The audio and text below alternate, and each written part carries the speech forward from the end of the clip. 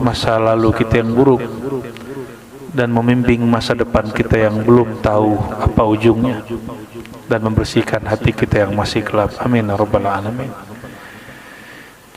Syukur ini tidak sempurna kecuali dengan berterima kasih dan berselawat kepada baginda Nabi Muhammad SAW. Maka bukan lagi sunnah, tapi wajib berselawat kepada Nabi Muhammad SAW, karena Allah berselawat kepada baginda Nabi SAW. Malaikat berselawat kepada Nabi Muhammad SAW. Jadi belum ada solat, Allah sudah bersolawat. Belum ada solatnya hamba, Allah sudah bersolawat kepada sang hamba. Itu yang saya maksud dulu. Solawat lebih wajib dari solat.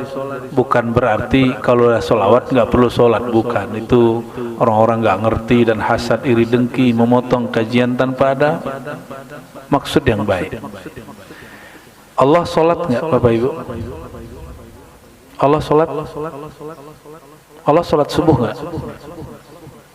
Enggak, Allah nggak solat. Tapi Allah bersolawat kepada Nabi Muhammad SAW. Maka solawatnya Allah mewajibkan dirinya bersolawat. Wajibnya Allah itu lebih wajib dari wajibnya solat kita. Itu maksud solawat lebih wajib daripada solat. Jadi jangan salah paham. Kadang-kadang ini zaman orang belum dengar kajiannya, cuma lihat judulnya sudah langsung menyimpulkan sesat, ya.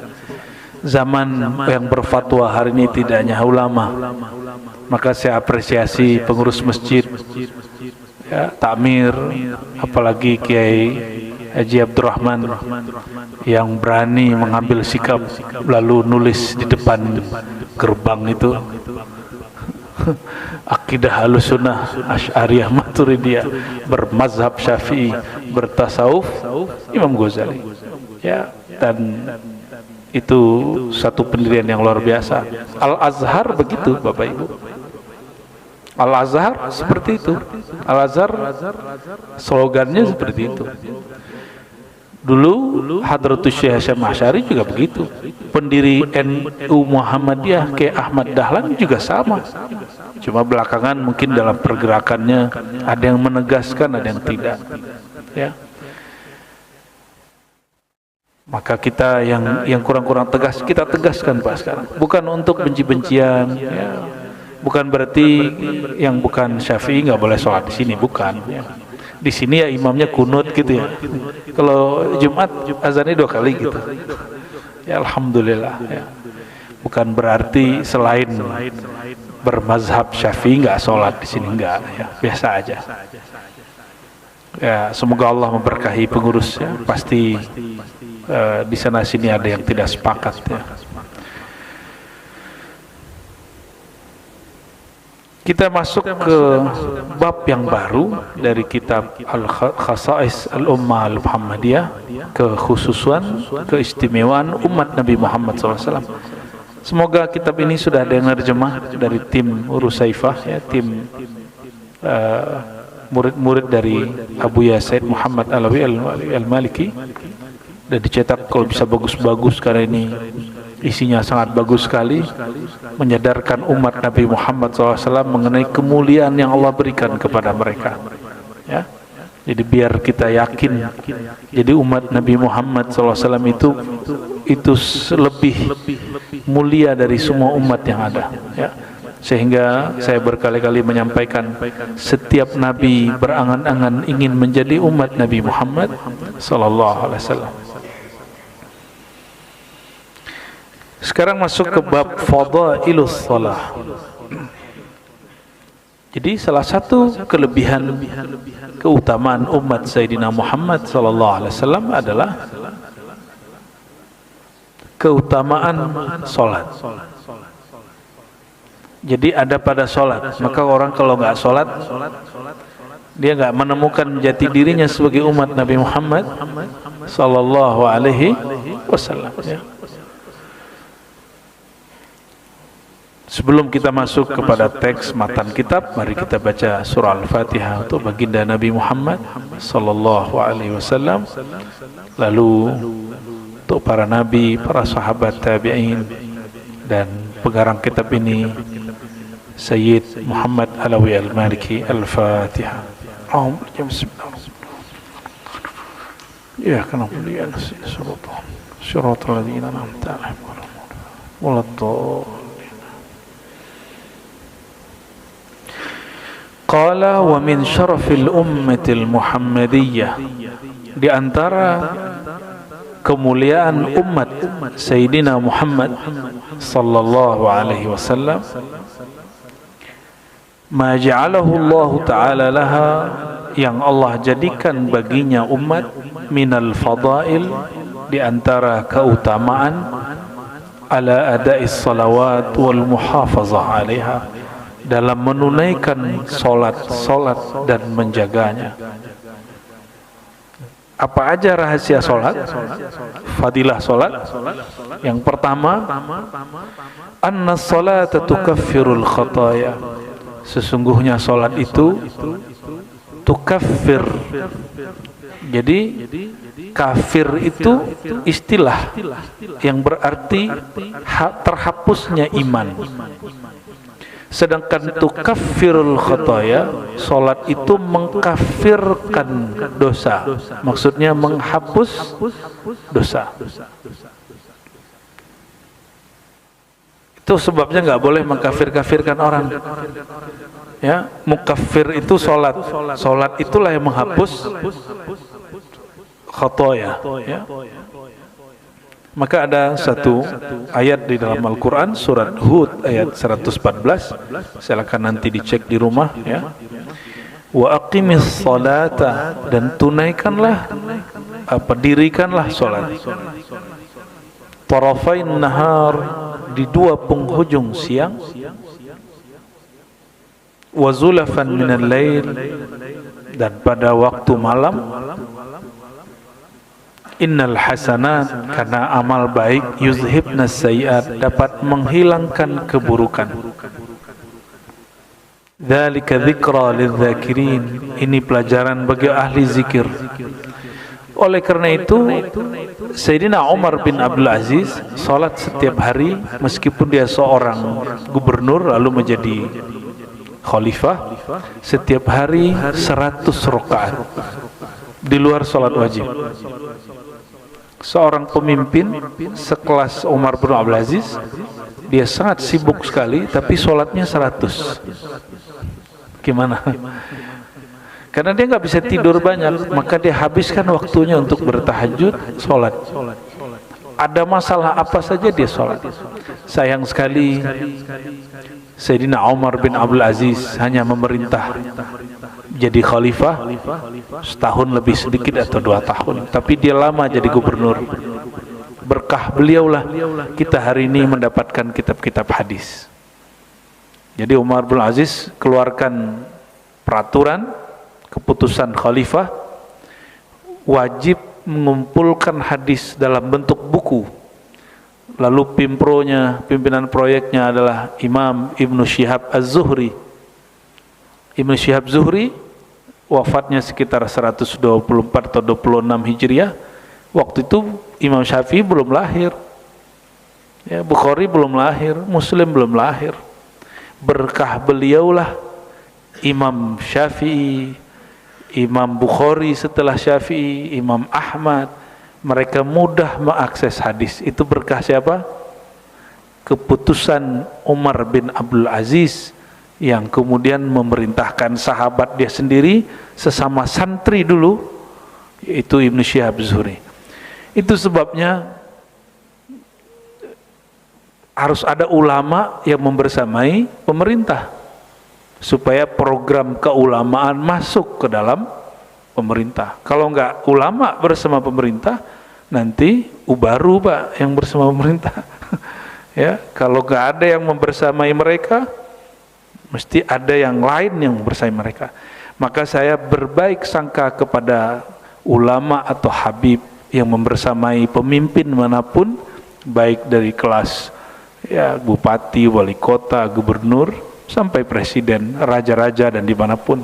Meskipun mereka kemudian dihujat, disebut dengan ulama usalatin, ulama plat merah. Habib plat merah, yaitu konsekuensi. Ya, konsekuensi. Jadi kita mesti bersyukur. Hadis yang masyhur dalam Sahih Bukhari dan Muslim diriwayatkan dari Sayyidina Abi Hurairah radhiyallahu taala anhu. Apa kata beliau? Aku mendengar Nabi sallallahu alaihi wasallam bersabda mengenai rahasia salat membersihkan dosa. Hadis ini kita sering dengar pastinya. Ara'aitum law anna nahran bi babi ahadikum yaghtasilu fihi kulla yawmin 5 marrat. Apa pendapatmu mengenai higienisnya atau kebersihan orang yang di depan rumahnya ada sungai atau ada sumur yang dia mandi 5 kali sehari? Adakah hal yabqa min daranihi syai'? Adakah kotoran yang melekat di badannya sedikit pun? Jawaban sahabat, qalu la yabqa min daranihi ay wasqihi syai'. Tentu tidak, wahai baginda. Ya. Faqala sallallahu alaihi wasallam, lalu beliau mengatakan, kadzalika mathalus shalawatil khams.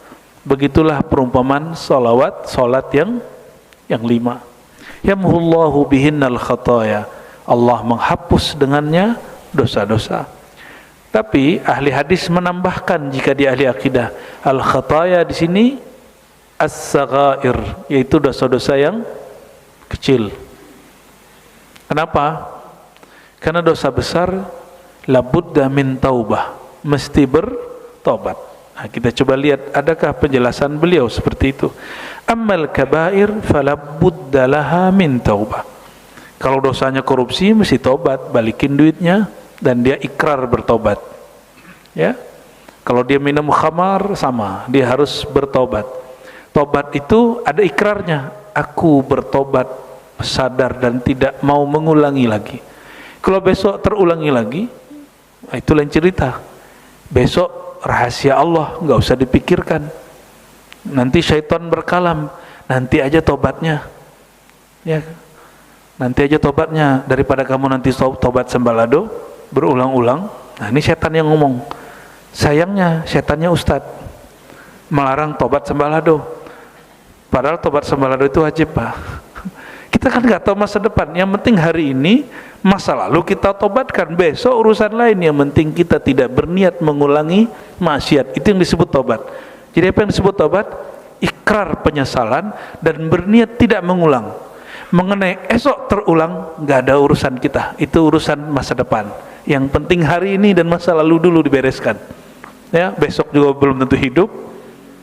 Ya. Karena kematian itu misteri, kita nggak tahu, Bapak Ibu, makanya anggaplah kematian itu di depan mata, maka kita tobat setiap saat. Nah, maka Nabi SAW bertobat setiap harinya 100 kali, itu Nabi. Nah, berarti tobat itu nggak nunggu besok, ya. Dan salah satu menunya sholat ada Rabbighfirli warhamni, itu duduk antara dua sujud, itu duduk pertobatan. Maka walaupun mohon maaf sedikit saya berbeda dengan pengarang kitab, tapi bukan berbeda menentang beliau, sholat itu di dalamnya sudah ada tobat. Rabbighfirli, Rabbighfirli, Rabbighfirli. Di hadis Imam Muslim diulang 3 kali. Rabbighfirli, Rabbighfirli, enggak dibaca yang lain. Maka itu sudah tobat.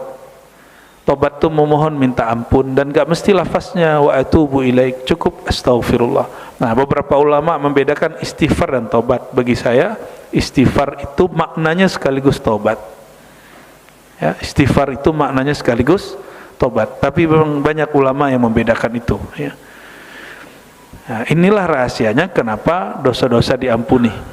Ya, dosa-dosa diampuni. Kalau orang mengikrarkan dosanya di dalam sholat, berarti dia sudah tobat di dalam sholatnya. Ya. Jadi kalau duduk antara dua sujud, jangan buru-buru. Sebut Rabbighfirli itu pelan-pelan dan diulang-ulang. Jadi kadang-kadang kami kalau sholat, saya tidak sampai baca sampai akhir. Rabbighfirlinya diulang-ulang, Rabbighfirli, ya Allah ampuni aku, Rabbighfirli, Rabbighfirli. Ya. Kadang-kadang kita baru 3 kali, imamnya sudah sujud. Ya. Kadang-kadang kita baru nyampe warhamni, rahmati aku, imamnya sudah sujud. Ya. Karena saya baca Rabiul Fili itu betul-betul kita resapi, ya Allah ampuni hamba, gitu. Ya. Seorang hamba yang kenal Allah, maka dia minta ampun kepada Allah, bukan hanya karena dosa zahir, tapi juga dosa batin. Batin kita ini enggak selalu bersih. Maka ulang Rabiul Fili pertama dosa yang zahir, Rabiul Fili kedua dosa yang batin, Rabiul Fili ketiga dosa yang disadari dan tidak disadari. Gitu ya. Nah, sayangnya pengajaran di sekolah-sekolah dan pesantren sebagian bacaan itu kaku, mesti segitu-gitu aja. Rabiul Fili wali walidai, Rabiul Fili warhamni wajburni warzuqni, gitu ya. Padahal ada berbagai macam cara dalam sholat, dan itu semua ada dalam kitab Sahih Bukhari, Muslim, Abu Daud, Tirmizi dan lainnya.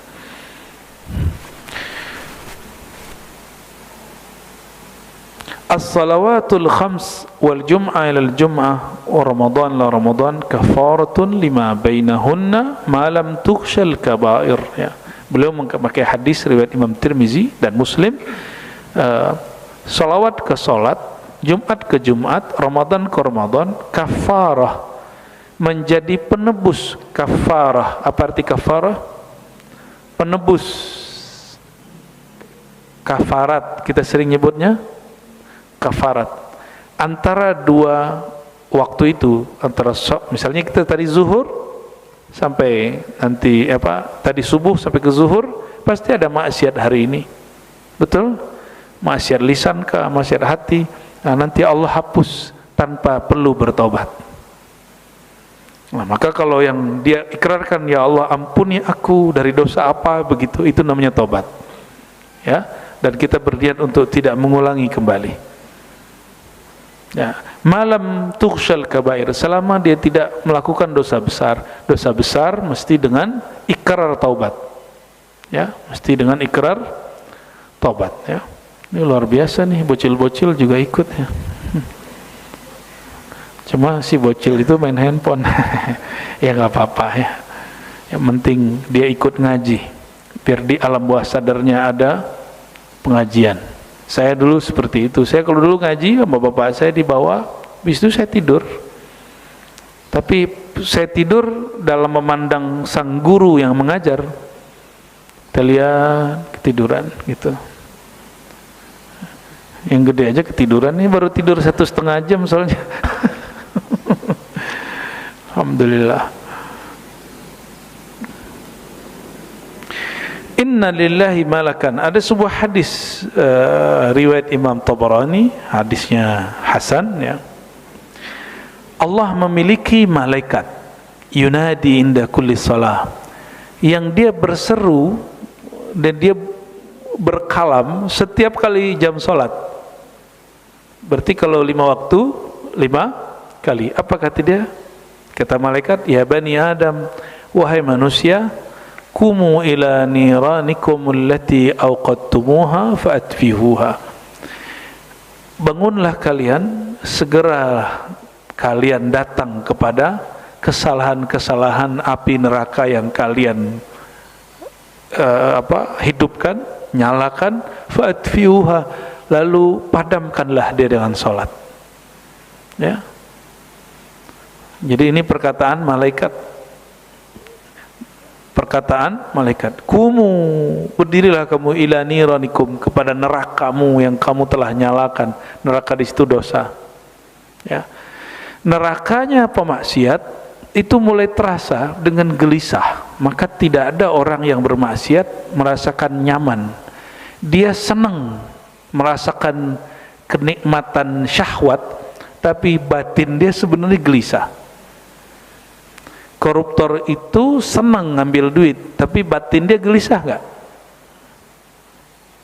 Gelisah. Dan maksiat paling ringan adalah lalai kepada Allah, dan orang yang lalai kepada Allah pasti gelisah, walaupun sholatnya banyak. Ya, tapi lumayan dia masih sholat. Ya.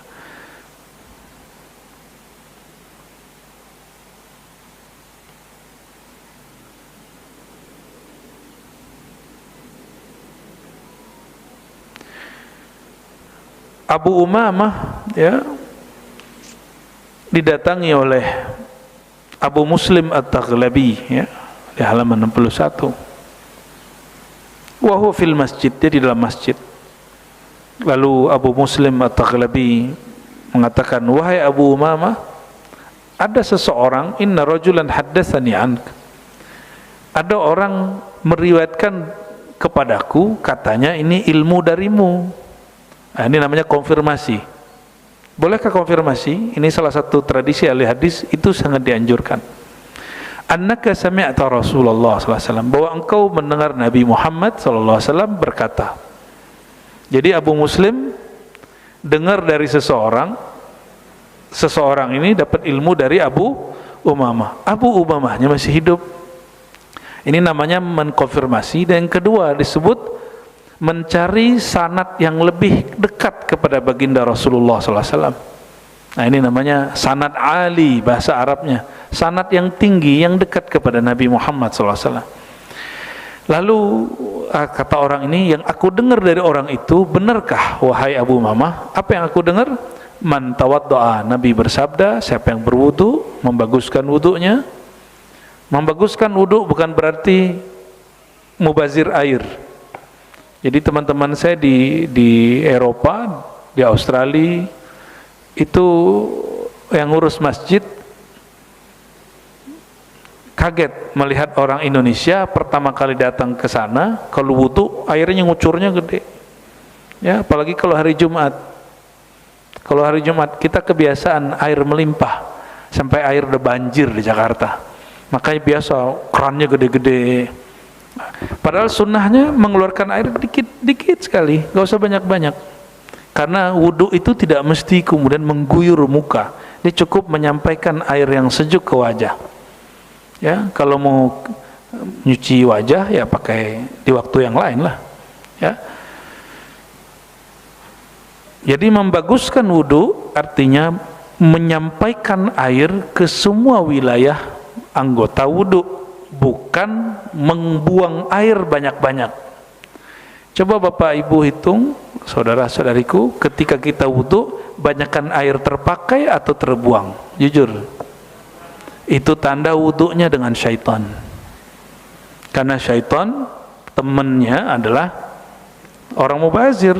Mahal loh Pak, PDAM itu di masjid-masjid di Indonesia, di Jakarta itu betul-betul banyak boros. Dan seandainya umat diedukasi, ini kan mereka ngomong gini, paling saya doang. Setiap hari ada di 1 jam mungkin ada 100 orang sholat. Berarti ada 100 orang yang melakukan itu di masjid. Jika 5 waktu, berarti 500 kali dia melakukan itu di masjid. Berapa kubik tuh habis air? Ya. Wah, paling juga ntar ini gitu. Itu kan kata-kata kita ya. Nah, maka Bapak Ibu yang makan Allah, membaguskan wudu itu artinya menyampaikan air ke anggota wudu, bukan membuang-buang air. Jadi cara yang pas gimana? Buka sedikit saja lalu ambil seperlunya. Kalau di zaman Rasulullah SAW, Nabi itu dituangkan orang. Jadi Nabi dituangin, ada yang megangin. Jadi dituang, Nabi ambil. Jadi nggak ada air yang nyisa. Itu sisa yang Nabi pegang itu ada ngucur sedikit, ditampung lagi sama sahabat. Hadis Sahih Bukhari dan Muslim.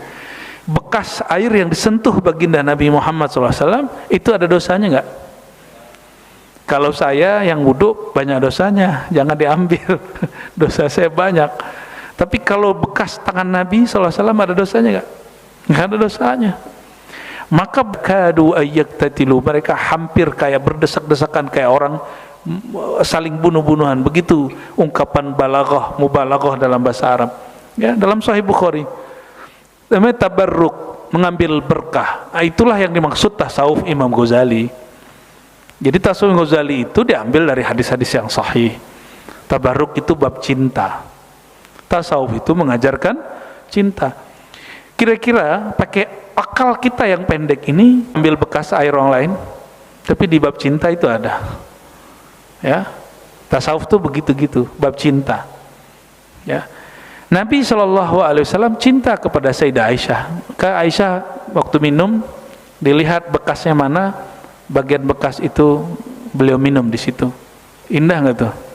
Ya, jangan pikirin bau jigong, jangan ya. Ini bab cinta ya. Sayyidah Aisyah itu harum.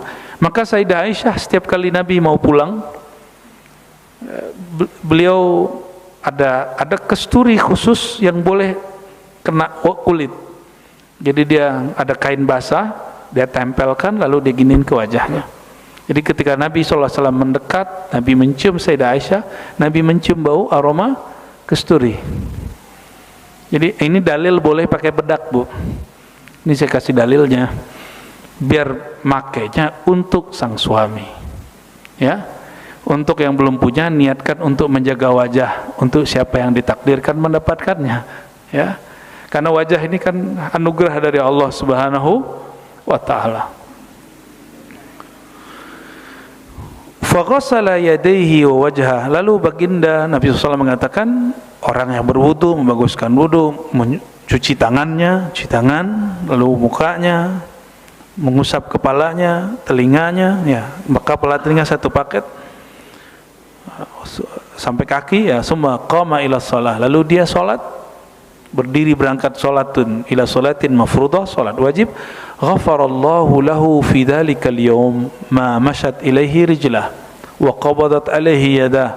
Ya, Allah ampuni dosa dia, ya, selama dia jalan, tangannya bergerak, menggenggam, ya, dan telinganya mendengar, wa nazarat ilaihi ainah, matanya memandang, sejauh matanya memandang, wa haddatsa bihi nafsahu min su, atau dosa yang muncul dari dalam dirinya, dosa batin. Jadi tangan yang nakal, kaki yang salah langkah, telinga yang mendengarkan aib orang, mata yang melihat dengan merendahkan orang, melihat aurat, ya, dan juga di hatinya ada angan-angan yang buruk, ya. Buruk itu nggak mesti menginginkan keburukan bagi orang lain. Mengangan-angankan syahwat di hati yang tidak halal itu juga haddatsa bihi nafsahu min su. Kita melihat lawan jenis lalu kita membayangkan yang nggak pantas kita bayangkan, itu masuk haddatsa bihi min su, ya. Kita membiarkan diri kita bersyahwat secara batin. Hati-hati, ya, hati-hati di situ. Faqala Abu Umamah, karena Abu Umamah ditanya, dikonfirmasi benarkah ini, apa jawaban beliau? Wallahi qad sami'tu min Rasulillah sallallahu alaihi wasallam mirara. Demi Allah wahai Abu Muslim Taghlabi, aku mendengar itu berkali-kali dari baginda Nabi Muhammad sallallahu alaihi wasallam, ya. Dari Abu Ayyub Al-Ansari radhiyallahu ta'ala anhu, anna Nabi sallallahu alaihi wasallam yaqul inna kulla salatin tahuttu ma baina yadayha min khati'ah. Salat, antara salat menggugurkan dosa antara keduanya. Wa min dzalika, nah, jadi yang pertama apa? Salat itu menghapus dosa. Yang kedua, apa rahasia dan keutamaan salat? Anna salata tarfa'ud darajat. Salat itu mengangkat derajat. Mengangkat derajat.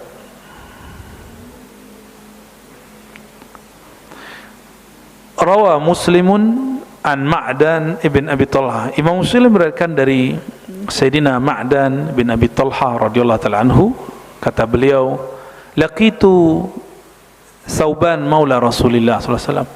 Aku bertemu mantan budak Nabi yang Nabi merdekakan, namanya Thauban. Ini Nabi punya budak.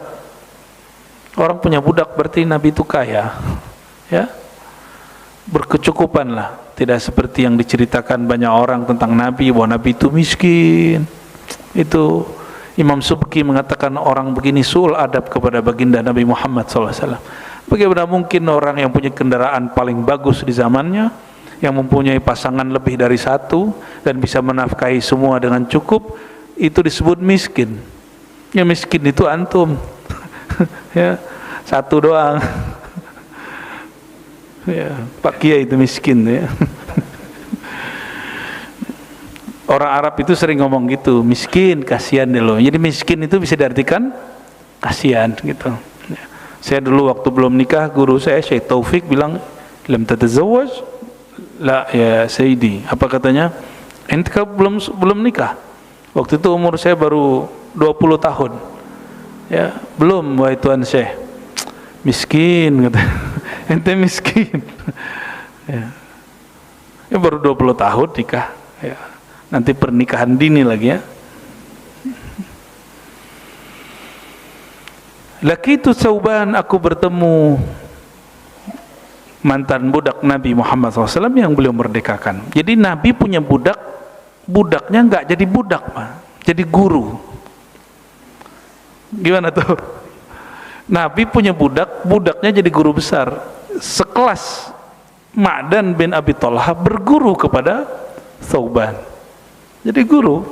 Jadi Nabi budaknya nggak diperbudak, apalagi istrinya.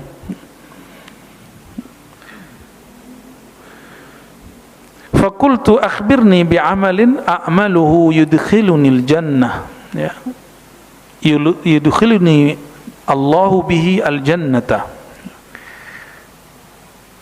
Kabarkanlah, ajarilah aku satu amalan. Nah, ini minta belajar nih sama mantan budak. Wahai Tuan Tsauban, ajarkan aku amalan yang menghantarkan aku masuk surga. Jadi Allah memasukkan aku bihi dengan amal itu al-jannah, surga. Lalu Tsauban mengatakan, akhbarani, ini masih kalam dia ya, akhbirni bi ahbil amalillah. Atau ada satu riwayat Ibnu Abi Thalhah bertanya, kabari aku amalan yang paling disukai Allah. Nah, pertanyaan mana yang paling disuka? Pertama apa kedua?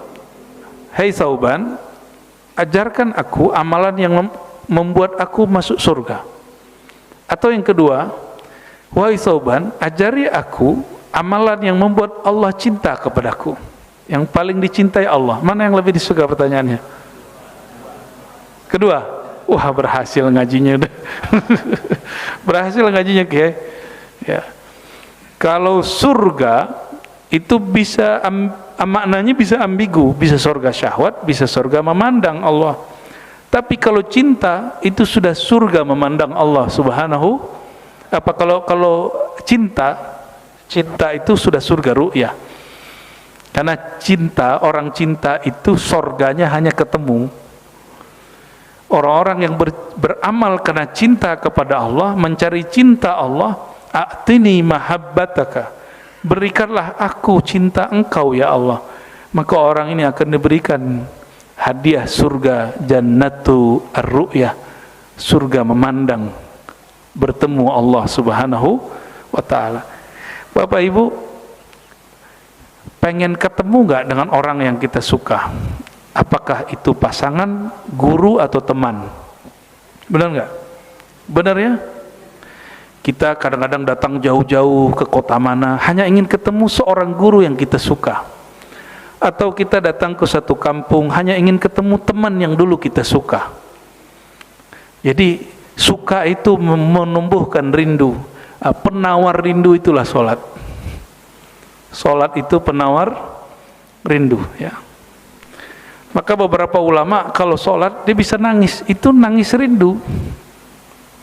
Nangis rindu. Dan tangisan inilah yang abadi sampai mati. Kalau hanya takut neraka, harap surga, ini bisa hilang, naik turun. Tapi rindu kepada Allah nggak bisa sembuh, karena dia bukan penyakit, dia anugerah. Ya, kullu syauqin maradun illa syauq ila Nabi sallallahu alaihi wasallam. Semua rindu itu penyakit kecuali rindu kepada baginda Nabi Muhammad sallallahu alaihi wasallam. Apalagi rindu kepada Rabbi Muhammadin sallallahu alaihi wasallam, rindu kepada Tuhannya Sayyidina Muhammad sallallahu alaihi wasallam. Maka belajar rindulah dengan berselawat. Belajar rindulah kepada Allah dengan sholat. Yakin nggak sholatnya diterima itu? Enggak, saya enggak yakin Pak, sholatnya enggak ada yang khusyuk. Maka cukup kita katakan, ya Allah, sholatku tidak pantas diterima, tapi aku sedang belajar merindui Engkau di dalam sholat, belajar mencintai Engkau dalam sholat. Jadi sholat itu latihan sebenarnya. Semoga sebelum meninggal, walaupun satu kali sholat kita diterima, Allah itu cukup selama-lamanya. Jadi sekali saja sholat kita diterima cukup, Pak, selama-lamanya. Ya, ulama-ulama salafus saleh dulu sering mengatakan, lau araftu, lau alimtu, seandainya aku tahu bi anna salati maqbula, salatku diterima oleh Allah, aku rela mati. Aku rela berpulang ke hadirat Allah Subhanahu wa taala. Berarti udah siap ketemu Allah, karena orang mengira kalau mati langsung ketemu Allah. Enak bener. Emang mati langsung ketemu Allah? Ketemu mungkar nakir dulu, bro. Ketemu mungkar nakir dulu. Mungkin digampar-gampar dulu sama dia, ya. Kita masuk imigrasi aja ketakutan, gimana masuk imigrasi alam barzakh? Ya, benar nggak? Masuk imigrasi aja repot. Seorang syekh dari Mesir itu ahli thariqah, ahli zikir, ahli hadis dan dokter. Apa kata beliau? Tempat yang paling menakutkan di dunia adalah imigrasi. Dia ngomong begitu. Padahal itu ahli zikir tuh. Saya nggak usah sebut nama syekhnya. Jadi pertanyaan mana yang paling bagus? Yang paling disuka? Yang pertama, kedua? Ya. Yang pertama boleh disuka tapi dengan makna surga ru'yat, surga memandang, ya. Summa sa'altuhu fasakat. Tapi Sauban ditanya, dia diam aja. Nah, ini dalil bahwa tidak semua pertanyaan mesti dijawab. Ada pertanyaan yang mesti didiamkan. Ya. Sayyidina Sauban, betapa mulia hidup beliau, dia khidmat kepada orang yang paling disayangi oleh Allah Subhanahu wa taala.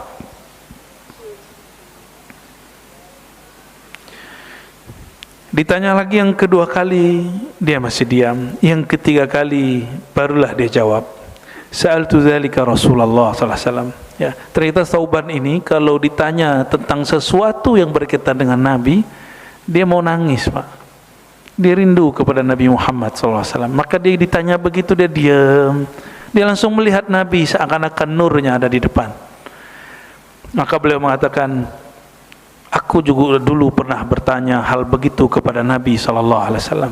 Ternyata ini salah satu amal rahasianya Sauban.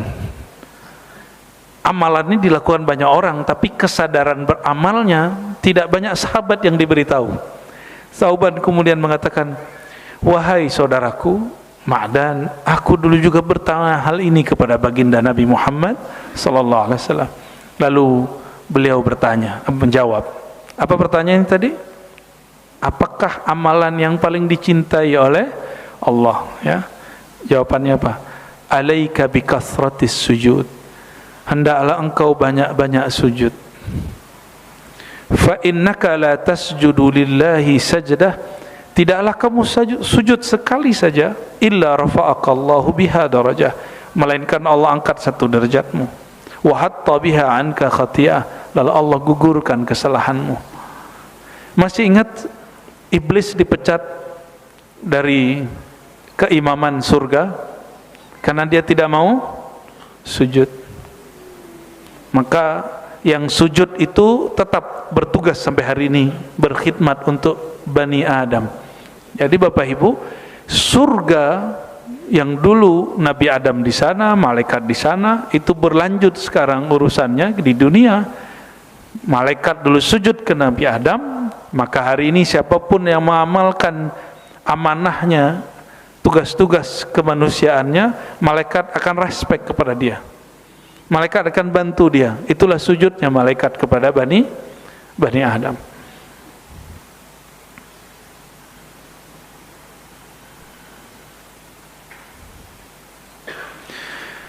Dan di dalam surat Al-Hijr, surat Shad, ya, ayat 27, Al-Hijr ayat 27 itu, 27 28, itu Allah buat mengajarkan kepada malaikat. Ya, wa iz qulna lil malaikati, ingatlah ketika kami, atau wa iz qala rabbuka lil malaika, ingatlah ketika Allah mengajari malaikat. Apa yang diajari Allah? Tentang hakikat manusia. Jadi malaikat diajarkan yang disebut ma'rifatul insan, ma'rifat tentang rahasia manusia. Jadi kita ini punya rahasia. Disebutkan di situ rahasianya dua. Pertama, penciptaan tubuh zahir manusia dari tanah, lalu batin manusia dari ruh, berasal dari ruh. Nah, ini saya mesti luruskan Bapak Ibu. Ini banyak orang salah menerjemah kalam ini. Ada satu kalimat ulama kita secara sirriyah mendapat ilham. Allah berkalam. Al-insan sirri wa ana sirruhu. Ya. Al-insan, coba perhatikan. Allah tidak mengatakan aku adalah insan. Ya kan? Allah tidak mengatakan aku adalah insan. Allah mengatakan dalam kalam ilham itu, manusia adalah rahasia sirku, dan sirku adalah manusia. Perhatiin, Allah tidak berkalam manusia itu aku itu manusia, enggak. Hari ini muncul orang mengajarkan ma'rifat bahwa al-insan itu Allah. Itu keliru besar. Itu kekeliruan dalam kajian ma'rifatullah. Allah berkalam aku, sirnya manusia, rahasianya manusia. Bukan berarti aku manusia. Manusia itu rahasia aku. Nah, ini secara makna. Dan perlu tahu, ini bukan ayat, bukan hadis. Ini cuma ilham para ulama. Ilhamnya Syekh Abdul Qadir Jilani. Ya. Jadi jangan salah faham. Banyak hari ini orang mengatakan hakikat insanku adalah Allah. Udah jadi Allah aja tuh. Nabi Muhammad SAW sudah diangkat mi'raj ke aras, jadi Allah enggak? Apakah beliau mengatakan rahasiaku adalah Allah? Aku adalah Allah, ada enggak begitu? Enggak pernah. Kalimat sir dalam bahasa Arab itu indikator pasangannya makrifat. Jadi kalimat ana al-insan sirri, insan itu sir, rahasiaku. Nah, kata rahasia itu diterjemah makrifat. Jadi pasangannya sir apa? Ma'rifat, bukan zat. Gitu ya. Jadi kalau disebut rahasia, secret, maka tentang itu disebut dengan ma'rifat, pengetahuan. Pengetahuan itu ada objeknya, ada zatullah, sifatullah, asma Allah, af'al Allah. Ya. Saya banyak ketemu kekasih-kekasih Allah itu, nggak ada mereka yang mengatakan aku Allah, nggak ada. Mereka selalu mengatakan tiadalah aku. Yang ada hanya keindahan Allah, kebaikan Allah. Selalu begitu, mereka nggak ada, bukan aku. Itu sebabnya menghancurkan keakuan itu hanya melalui sujud. Orang-orang yang sujud keakuannya lebur. Itulah sebabnya Allah suka kepada orang yang sujud. Ya. Jadi orang-orang yang benar-benar sujud, ini yang disebut asarus sujud, bekas sujud. Jadi bekas sujud di jidat mungkin hitam, tapi pada batin kita hilangnya ego. Ego itu kemudian jadi jinak. Tapi kan nggak semua kulitnya sama. Ada yang kulitnya kalau sujud berkali-kali juga nggak hitam-hitam. Berarti bukan itu semata bekas sujud, itu bekas zahir, bekas batinnya yang dimaksud. Karena cinta itu urusan batiniah, bukan urusan zahir, ya. Jadi kenapa malaikat Azazil itu moyangnya syaitan, dipecat dari tugas kemalaikatannya karena dia tidak mau sujud. Dan saya khawatir orang-orang yang tidak mau sujud padahal dia mengaku wali, orang-orang yang mengaku sujud padahal dia mengaku ahli makrifat, Allah akan hentikan, Allah akan cabut nur daripadanya. Nauzubillah min zalik. Kita berbaik sangka kepada semua orang. Kalau ada orang tidak sholat di hadapan mata kita, kita berbaik sangka, mungkin dia sholat di kamarnya, di ruang yang kita tidak tahu. Tapi kalau ada orang mengatakan gak perlu sholat, saya ini sirnya Allah, nah udah selesai sudah itu orang. Itu yang ngomong iblis, tubuhnya manusia. Ya, jadi setan bertubuh manusia hari ini banyak. Ya, banyak sekali. Tidak hanya urusan maksiat, tapi urusan kesombongan. Maka saya alhamdulillah Bapak Ibu ketemu juga sama orang begitu, dan kita bisa cek, itu kelihatan dari postur mukanya, apa nyebutnya, wajah orang-orang sombong itu kelihatan. Sombong dan mengakukan dirinya di hadapan Allah Subhanahu wa taala itu kelihatan, atau mengakukan dirinya sebagai Allah. Itu kegelapan kolbunya itu membayang ke wajahnya. Ya, nggak tahu Bapak Ibu ngerasain begitu atau enggak.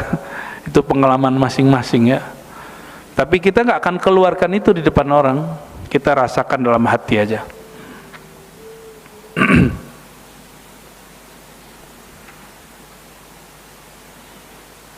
Hadis berikutnya sama, Ubadah bin Samit ya. Nah, kita masuk ke halaman 62. Bismillahirrahmanirrahim. Anna salata khairu mawdu'in syara'ahu Allah tabaraka wa ta'ala. Sesungguhnya salat itu sebaik-baik ketetapan yang Allah syariatkan. Ya, maudhu'.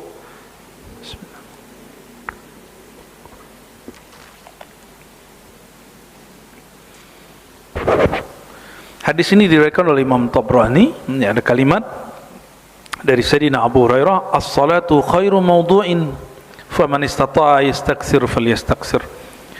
Maudhu' bisa diartikan wadah, tempat, atau bisa diartikan masbut, sesuatu yang ditetapkan. Salat itu sebaik-baik ketetapan yang Allah tetapkan bagi hamba, maka siapa yang sanggup perbanyaklah ya. Intinya salat apa Bapak Ibu? Aqimis salata li dzikri. Bukan berarti kalau sudah zikir nggak perlu sholat. Dirikan sholat untuk zikir. Ini kelompok kebatinan ngomongnya apa? Saya kan sudah zikir, ngapain sholat? Nah, ini versi kedua nih. Kalau tadi versi keakuan, sekarang versi zikir eling.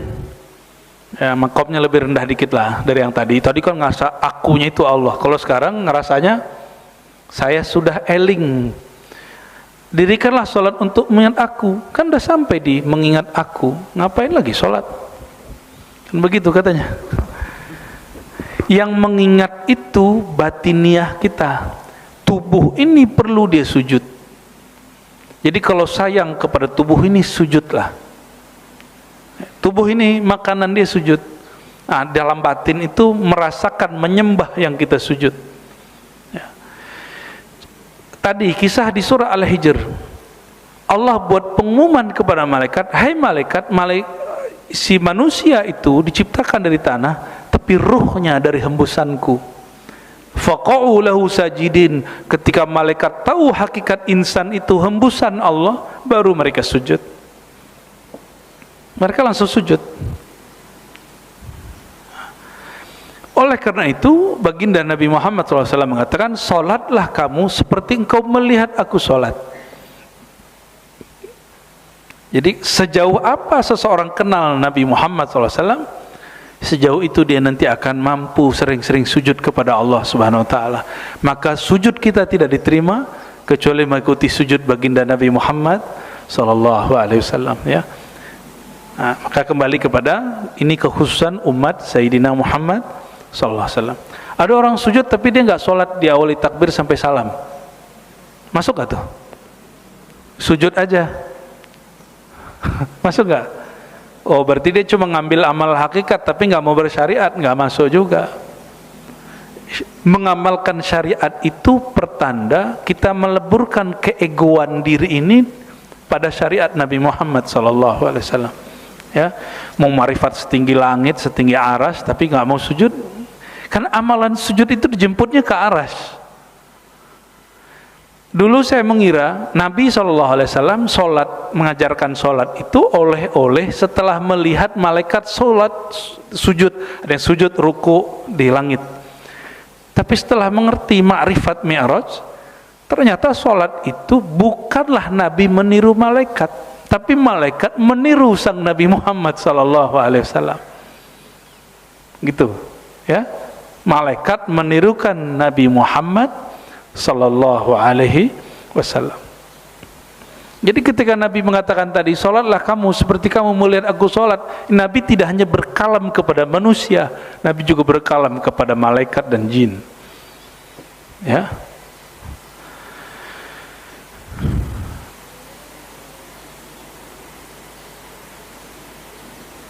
Wa min dzalika, kalau tadi sebaik-baik syariat, sekarang sebaik-baik amal, sama dari Thauban, ya. Wa'lamu anna khaira amalikum salah. Ketahuilah bahwasannya amal terbaikmu salat. Maka orang-orang terbaik di alam ini itu orang-orang yang paling bagus salatnya. Bukan paling banyak, paling bagus. Jika banyak dan bagus, itu 2 kali lipat. Sayyidina Umar bin Abdul Aziz udah begitu salatnya 100 rakaat setiap hari. Itu ditanya orang, kamu dan sahabat Muawiyah yang konflik dengan Ali, muliaan mana? Jawabannya apa? Jangankan si Muawiyah, debu yang nempel di Muawiyah itu lebih mulia dari aku, Umar bin Aziz, yang sholatnya berapa tadi? 100 rakaat setiap hari. Kenapa? Muawiyah walaupun hanya 2,5 tahun ketemu baginda, tapi dia pernah bertemu baginda Nabi Muhammad SAW, dan itu cukup. Adapun konflik politik wajar. Sekelas sahabat Sayyidina Ali, Sayyidina Umar, itu konflik politik, Pak. Jadi kutubnya Sayyidina Umar itu nggak sama dengan kutub Sayyidina Ali. Orang-orang yang dijamin masuk surga ini, politik mereka beda. Masa kita yang belum tentu dijamin masuk surga ini nggak boleh beda? Ya? Oh, ini hasil kesepakatan ulama. Lah itu kan ulama kamu. Ulama yang ono belum tentu, ya kan? Belum tentu kan? Jadi tolong Bapak Ibu, urusan politik itu tidak merusak ma'rifat salat kita. Ya, amin ya rabbal alamin. Wala yuhafizu 'alal wudu illa mu'min. Ciri-ciri indikator seseorang itu mukmin yang baik, dia selalu menjaga wudu. La yuhafiz 'alal wudu, tidaklah menjaga wudu kecuali mukmin. Nah, mulai latihan jaga wudu, tapi dengan syarat tadi, wudunya jangan berlebihan. Dan ada cara wudhu yang mudah. Bapak Ibu ini kan kadang malas wudhu lagi karena harus copot sepatu. Betul nggak? Enggak. Kalau kita berangkat sudah pakai kaos kaki, pakai sepatu, nanti batal wudhu, cukup diusap sedikit kepala, bukan diguyur, nanti sepatunya bau. Ambil air dikit diusap aja. Ya, jadi wudhu atas seperti biasa, ketika di kaki tidak disiram, cukup di al-mashu alal khuf. Ya. Dulu disebut khuf karena khuf itu dia rapat. Nah, sekarang ya dikiaskanlah dengan sepatu yang ada sekarang. Bagian berikut. Ini bagian terakhir barangkali ya di pagi ini. Anna salata shifaa'un lil arwah wal ashbah. Salat itu obat bagi ruh dan tubuh. Dari Sayyidina Abi Hurairah radhiyallahu ta'ala anhu diriwayatkan oleh Imam Ahmad, inna fis salati shifaan, sesungguhnya di dalam salat itu ada obat. Jadi kalau mau berobat sakit badan, salat dulu, sembuhkan dulu konsep batiniahnya, baru nanti salat. Karena banyak sekali orang sakit bukan karena faktor luar, tapi karena faktor di dalam dirinya, ya. Jadi saya sampai hari ini melihat, kok saya masih ada sakit di badan saya. Saya masih bertanya-tanya, Pak, apa yang nggak beres dari sifat saya atau cara berpikir saya di dalam diri. Jadi setiap hari saya kemudian memuhasabah itu. Mungkin misalnya punggung sakit gitu ya, apa yang pegel, kolesterol, apa. Kita sering memikirkan itu, jangan-jangan ini, jangan-jangan itu. Ya, bermuhasabahnya begitu. Ya. Karena banyak sekali orang-orang yang sebenarnya penyakitnya ada di dalam dirinya, dia bisa sembuhkan dengan merubah konsep itu, tapi dia buru-buru berobat keluar. Akhirnya ketergantungan dengan obat dari luar. Dia lupa ada penyembuh dari dalam dirinya. Ya. Jadi mulai sekarang, nah ini amalannya Sayyid Muhammad. Beliau setiap kali syuruk, habis itu sholat hajat. Nah, hajat kan apa? Kesembuhan jiwa dan kesembuhan badan. Seandainya pun masih sakit, terima aja, berarti masih ada penyakit di dalam dirinya, ya. Dan hari ini psikolog dan dokter sudah menemukan polanya. Orang yang cemas, penyakitnya nanti di badannya apa, ya kan? Orang cemas biasanya penyakitnya ke kepala apa ke dadanya? Mana Pak Dokter? Ya, Pak Pengurus dokter juga. Ya, orang kalau cemas biasanya yang nyesek kepalanya pada dadanya. Maka orang asma itu bisa jadi biologisnya, bisa jadi emang dirinya ada masalah, dan itu bisa disembuhkan dengan sholat. Ada seorang sahabat kehilangan sendal, masih ingat riwayatnya, hadis Tirmizi, digelisah. Sendal zaman dulu mahal Bapak Ibu, orang sahabat seringkali pergi ke masjid nggak pakai sandal. Kita sekarang sandal murah-murah ya. Nah, maka ketika sahabat itu panik, kalau dia panik nanti akan muncul penyakit dalam jiwanya dan penyakit di badannya. Apa kata Nabi? Sholli rakaatain, sholat dulu 2 rakaat, jangan cemas. Nah, orang-orang yang cemas ini akan gampang sakit kepala, akan gampang sakit dada, gelisah gitu. Ya, barangkali inilah oleh-oleh dari Sayyid Muhammad, Buya Sayyid Muhammad Alawi Al-Maliki. Beliau mengatakan berdasarkan hadis Imam Ahmad bahwa sholat itu penyembuh bagi rohani dan dapat memperkuat jasmani. Ya, benar, kuat nggak jasmani? Sholat itu kuat nggak jasmani, Pak? Kuat ya. Jadi yang sholatnya selama ini duduk di kursi, coba di konsep ulang badannya, pasti nanti bisa balik lagi tuh, bisa sujud lagi nih. Ya, eman cuma duduk di kursi, kecuali memang sudah sangat fatal. Ya, tapi setahu saya orang-orang yang betul-betul menemukan pola dalam dirinya, dia bisa kembali lagi. Ya, barangkali itu, Kiai udah nyampe di alam mana? Kiainya habis tahajud malam tadi. Ada tanya jawab? Oke.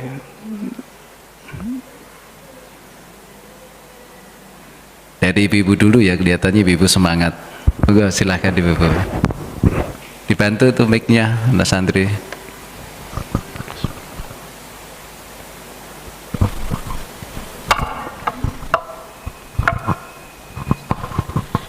Assalamualaikum warahmatullahi wabarakatuh. Assalamualaikum warahmatullahi wabarakatuh. Buya, saya mau bertanya tadi setelah sholat suruk, untuk mengobati diri sendiri lah minimal gitu kan. Berarti tadi mengadakan sholat hajat. Niatnya itu diniatkan untuk kesembuhan kepada badan kita gitu. Iya, diniatkan hajat itu berarti ada keperluan, kebutuhan kepada Allah. Jadi diniatkan, ya Allah, aku sholat hajat, sebutkan dalam hati untuk kesembuhan, jangan batin dulu, batin dulu, kesembuhan jiwaku. Jadi sakit jiwa itu sebenarnya tidak horor-horor amat. Gelisah itu sakit jiwa, orang stres tertekan itu sakit jiwa, orang panikan itu sakit jiwa, suka prasangka was-was malam itu sakit jiwa. Jadi kalau dikumpulin gini penuh juga rumah sakit jiwa ini. Dan yang begitu obatnya sederhana, cukup sholat sama zikir. Enggak, itulah hebatnya Abah Anom itu buat namanya pesantren Inabah untuk menyembuhkan orang-orang yang kena narkoba, orang stres, orang gila, sembuh Bapak Ibu. Orang kalau narkoba ada sakaunya enggak? Orang sakau kan mau teriak-teriak ngomong, dihajar pakai zikir keras. Dulu ada guru Zuki namanya di Kedah, saya pernah ke sana, murid Abah Anom. Dulu dianggap sesat karena zikir keras-keras. Tapi ketika beliau dengan izin Allah, di tangannya dengan izin Allah sembuh orang kecanduan di Malaysia. Orang-orang kerajaan langsung datang ke sana. Ada apa ini? Ajaran apa ini? Kok bisa sembuhin? Ya. Pakai zikrullah, ya. Tapi tetap bertahan. Jadi ini sudah banyak ya. Namun Bapak Ibu, seandainya tubuhnya belum sembuh dengan zikir, minimal batinnya sembuh dengan zikir. Yang paling penting itu batin. Kalau tubuh ini tanda dia bukan abadi, dia sudah mulai rusak ya. rambut sudah mulai beruban, jalan jauh dikit sudah mulai ngos-ngosan. Betul ya? Benar nggak? Apalagi kalau imamnya sholatnya panjang, kaki udah mulai langsung gemeteran. Ya, padahal itu latihan, benar itu latihan.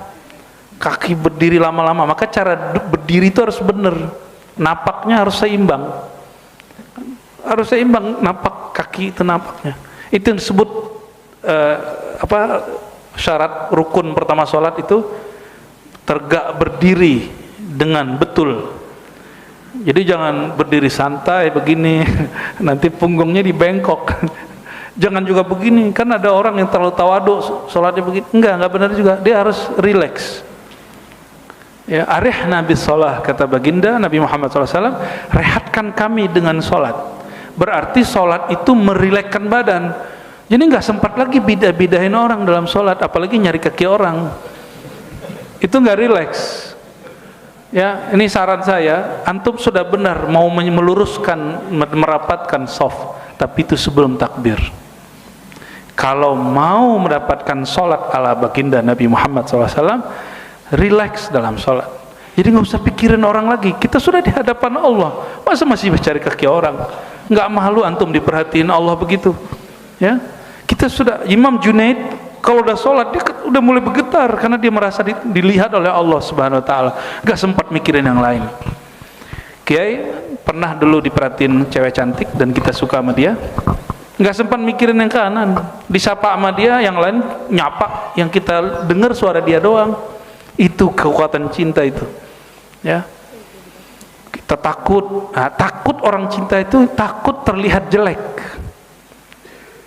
Benar gak? Kita mau ketemu orang yang kita suka, kita takut terlihat jelek, maka takutnya para pecinta bukanlah takut. Takutnya para pecinta itu segen. Kalau takutnya orang-orang yang menganggap sholat itu beban, itu beda. Jadi kalau ngaji kitab Al-Khasais, ya, ngaji kitab Hikam, sholat itu bukan lagi beban. Sholat itu media cinta kepada Allah Subhanahu wa Ta'ala. Ya, gitu Bu ya. Jadi silakan diniatkan. Niat nggak mesti bahasa Arab. Allah mengerti bahasa Ibu. Yang penting sholatnya pakai bahasa Arab. Jangan Gusti Allah Maha Besar. Ya Allah, nggak nyambung deh. Ya. Dari bapak-bapak satu. Ini satu lagi. Oh, satu lagi Ibu. Ya, silakan diatur. Bismillahirrahmanirrahim. Assalamualaikum warahmatullahi wabarakatuh. Assalamualaikum. Buya, saya mau tanyakan tadi ada suatu hadis anna sholata khairum min amal. Kerjakan sholat nih ya Bu ya. Nah di sini dari Abul Hasan Asy-Syadzali pernah saya dengar dari Abu ya Allah ya Azim ya Halim ya Alim anta Rabbi wa ismuka Habib sampai selesai ya Bu ya. Yang saya mau tanyakan di sini, ketika kita zikir kolbu Bu ya, berarti kan kita memejamkan semua ya Bu ya, hanya ada di kolbu saja. Setelah itu kita zikir, kemudian karena kita manusia, sifat manusia itu pasti ada Bu ya, sifat kantuk dan lain sebagainya. Nah ketika kita sedang berzikir, kolbu kita kan kalau sudah kita ngantuk tuh hilang Bu ya. Nah, terus bagaimana yang mau saya tanyakan, apakah kita lanjut setelah kita bangun, apakah kita berhenti sudah sampai di situ Bu ya? Sekian dari saya, kurang lebihnya mohon maaf, billahi taufiq wal hidayah. Wassalamualaikum warahmatullahi wabarakatuh. Assalamualaikum. Itu dulu ada seorang mursyid namanya Syekh Rajab Dib An-Naqsyabandi, mursyid Thariqah Naqsyabandiyah, hafiz Quran, pakar ilmu syariah. Beliau pelanjut Syekh Kaftaru, Ahmad Kaftaru. Beliau pernah membahas tentang an-naumu fi dzikr, tertidur dalam zikir. Itu ada babnya. Termasuk an-naumu fi ta'lim. Termasuk itu ya. Antum coba aja nanti, kalau nggak niat tidur, tapi niatnya ngaji tapi tertidur, nanti bisa mimpi ketemu Rasulullah lagi ngaji. Yang dilihat bukan guru, nanti Rasulullah yang duduk di depan. Karena hakikatnya yang ngajar ilmu begini itu Rasulullah SAW. Maka ulama yang mengajarkan ini diharapkan mereka jadi pewaris Rasulullah SAW. Ya. Jadi ada bab tertidur dalam zikir. Tertidur dalam zikir itu bukanlah tertidur yang biasa, itu tidur yang spesial. Jadi kami alhamdulillah pernah diizinkan Allah merasakan tidur dalam waktu yang pendek terasa panjang, panjang terasa pendek. Itu berkat zikir kolbu. Ya, 2004 itu saya dulu mau ada acara dengan teman-teman ke puncak, tapi kita mau start di Ciputat. Mau berangkat 10 menit lagi, badan saya capek sekali. Lalu kita instruksi ke badan, wahai tubuhku, wahai jiwaku, kamu tidurlah sebentar. Lalu saya zikir. 5 menit badan saya berkeringat, baju saya basah, bangun, tapi rasanya kayak tidur 3 sampai 4 jam. Seger lagi. Itu Allah panjangkan waktu 5 menit terasa 3, 4, 5 jam. Dulu waktu saya masih remaja sekali, umur 14-13 tahun, lalu lagi suluk, lihat jam masih jam 11. Waduh, masih jam 11, subuhnya lama ini. Tapi kalau mau zikir kayaknya ada kelelahan karena sudah sekian hari riyadhah. Tapi saya patuh aja sama guru, kita zikir. Di dalam zikir ya, tertidur mulai dari jam 11 sampai sebelum subuh. Rasanya 5 menit. Padahal tertidurnya dari jam 11 sampai sebelum subuh. Pernah ngalamin Pak begitu? Allah pendekkan malam itu. Oh, disinilah makna hadis qudsi, anad dahru la tasubbud dahr. Akulah pemilik waktu. Suka-suka sang pemilik waktu, mau dia panjangkan yang pendek, dia pendekkan yang panjang. Ya. Sama Bapak Ibu, coba dari tadi zikir. Saya suruh nih zikir la ilaha illallah dari tadi jam 8 sampai sekarang pasti 15 menit lihat jam. Lama bener nih, kapan selesainya nih? Ntar setengah jam lihat lagi, kapan jam? Tapi kalau diajarkan satu ilmu dan kita menyimak, tahu-tahu udah 1 jam aja dan tidak terasa. Maka salah satu cara untuk memberkahi waktu, isilah waktu dengan terhubung kepada Allah melalui ilmu, ngaji. Baca buku sendiri capek Pak. Buku ini terlalu biasa kalau dibaca sendiri, tapi kalau disimak dari guru dia jadi spesial ya. Jadi kalau baca sendiri aja kita lelah, makanya seneng kan didongengin kan. Ya. Dan Bapak Ibu tinggal denger doang kok, tinggal kolbunya dibuka, kupingnya dipasang, pikirannya siap menampung, udah langsung tuh bekerja, mesin waktu itu bekerja. Maka saya dapatlah satu kesimpulan Bapak Ibu. Apa kesimpulannya? Sibukkan hatimu dengan sang pemilik waktu, maka mintalah sesukamu. Ya, mau dipanjangkan, dipendekkan, diberkahi, itu sebentar ya. Al-Fakir, saya sendiri merasakan keberkahan waktu. Ngaji nahwu shorof cuma 3 bulan bisa baca kitab-kitab yang berat itu saya langsung bisa baca biiznillah, dengan izin Allah. Itulah kerjaan sang waktu. Maka saya tidak melihat ini pintarnya kita, tapi kita dipintarkan oleh Allah. Kita tidak merasa kita yang berilmu, tapi kita diberi ilmu, utul ilma, diberi ilmu oleh Allah. Kapanpun Allah bisa ambil ilmu itu. Supaya ilmu itu tidak diambil, maka pakaikan adab ilmu ya. Ada lagi? Satu lagi? Dari Bapak-bapak satu lagi. Boleh Pak? Oh, sudah diambil. Baik. Ya, silakan Pak Afan ya. Assalamualaikum warahmatullahi wabarakatuh. Assalamualaikum warahmatullahi. Buya mau tanya mengenai hakikat atau makna dari sujud syukur Buya. Sujud syukur. Bagaimana pengamalannya, waktunya, dan juga bacaannya. Kadang-kadang sujud syukur itu kan banyak yang dimanapun kita bisa lakukan. Iya. Demikian, terima kasih. Sujud itu banyak Bapak Ibu. Sujudnya malaikat kepada Adam saya sebut sujud ma'rifat, karena sang Adam itu dikenal hakikatnya oleh malaikat. Malaikat sadar, oh ternyata sang Adam itu tidak hanya tanah.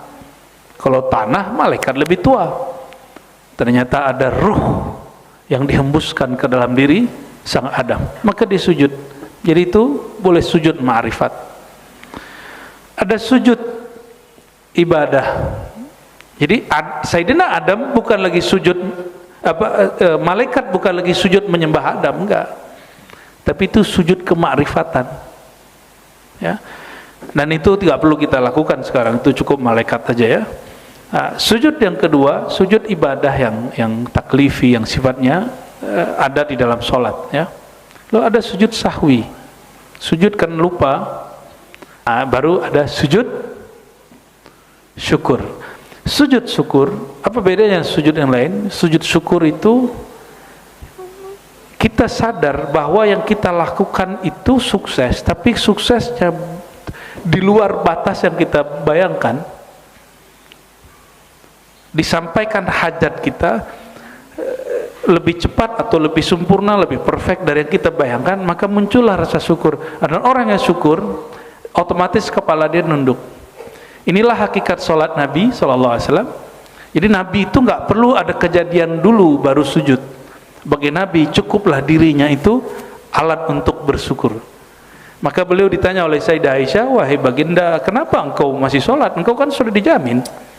Maksudnya Nabi itu kalau nggak sholat juga nggak apa-apa gitu. Tapi engkau kok masih sholat? Jawaban Nabi SAW mencengangkan. Kenapa aku tidak boleh banyak-banyak bersyukur? Maka sujudnya Nabi, sholatnya dijadikan sujud syukur. Bisa begitu ya. Kenapa? Ma'rifat Sayyidina Muhammad SAW, beliau bersyukur kepada Allah tidak menunggu kejadian sesuatu. Beliau itu sebelum kejadian sudah sujud, saat kejadian sujud, setelah kejadian sujud. Maka disebut dalam kitab Ibnu Athaillah, ada orang yang sadar terhadap hadiah dari Allah sebelum kejadian, ada yang sadar saat kejadian, ada yang sadar setelah kejadian. Nah, semoga kita diberikan salah satunya, kalau enggak semuanya. Nabi itu karena faham itu sallallahu alaihi wasallam, maka beliau sujud kapanpun itu ya, sujud kapanpun itu. Saya berdoa semoga sujud kami, sujud kita semua, sujud yang ada nilai syukurnya. Berterima kasih kepada Allah. Ada yang dalam bentuk sholat, ada yang di luar sholat ya.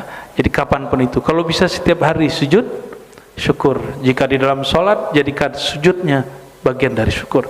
Semoga Allah Ta'ala memberkahi kita semua. Cukup ya, kita kirim doa untuk guru-guru kita semua, khususnya pengarang kitab ini Abuya Sayyid Muhammad Alawi Al-Maliki Al-Hasani, murid-murid beliau yang banyak di negeri ini, dan para kiai-kiai, para wali-wali besar, orang tua kita, pasangan kita, anak keturunan, dan semua yang hadir dan mendengarkan kajian ini. Al-Fatihah.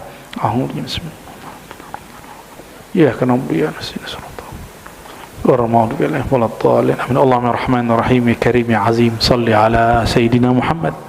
Allahumma ya Allah, limpahkanlah keberkahan, salawat dan rahmat kepada makhluk yang paling bersyukur, yang paling sempurna salatnya, yaitu baginda Nabi Muhammad sallallahu alaihi wasallam. Dan izinkan ya Allah kami menirukan salat beliau semampu kami. Allahumma afid alaina min barakatik. Ya Allah, izinkan kami mendapatkan keberkahan Nabi Muhammad sallallahu alaihi wasallam, yang keberkahan itu berasal dari keberkahan Engkau ya Allah. Allahumma ya muqallibal qulub, tsabbit qulubana ala dinika wa ta'atik. Allahumma ya Allah, hati kami masih berubah, hati kami belum istiqamah, maka bantulah hati ini untuk berubah menjadi lebih baik, istiqamah, tetap menjadi hamba Engkau sampai mati. Allahumma arifna aqrabat turqi ilaik. Ya Allah, selalulah ajarkan kami, dekatkan kami kepada jalan yang mendekatkan kami kepada Engkau. Allahumma ya Allah ya Nur, ya Nur, nawwir qulubana bi nuri Muhammadin sallallahu alaihi wasallam. Ya Allah, cahayai kalbu kami dengan cahaya cinta Nabi Muhammad sallallahu alaihi wasallam. Allahumma adfa'na al-bala wal waba wal fahsya wal munkar anna wa an qaryatina wa an biladina wa an biladil muslimin amma.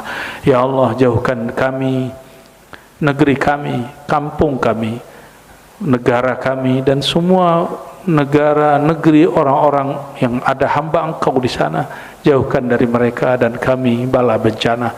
Allahumma ya Allah, kami sebentar lagi akan berpesta memilih pemimpin kami. Siapapun yang Engkau takdirkan ya Allah, takdirkan mereka cinta kepada Engkau, jadikan mereka cinta kepada kekasih Engkau, dan gerakkan hati mereka menjadi orang-orang yang adil dan amanah. Rabbana atina fid dunya hasanah wa fil akhirati hasanah wa qina adzabannar.